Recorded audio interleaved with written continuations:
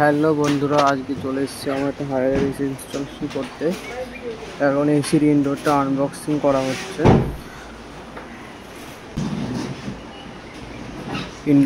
ইনডোরটা unboxing করার পর ঠিকঠাক বার করে নেওয়া হলো। এবার ওটাকে একটা জায়গায় রেখে ওর যে বেসটা আছে ওটাকে বার করা হবে।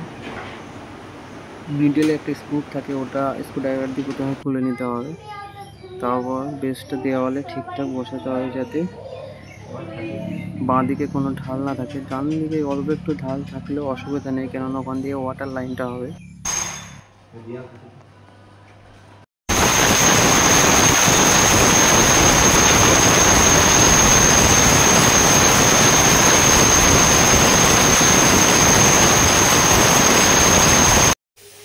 এরপর ইনডোরের ভেতরে যে এয়ারটা থাকে, সেই প্রেশারটা সেটাকে বার করা হবে।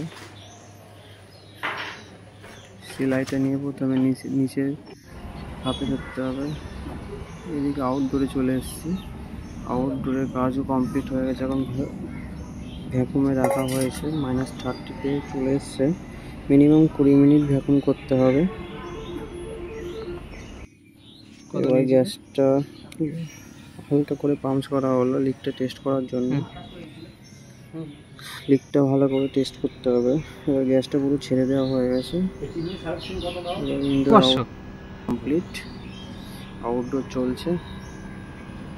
একটা ওয়াটার লাইন করা হয়েছে,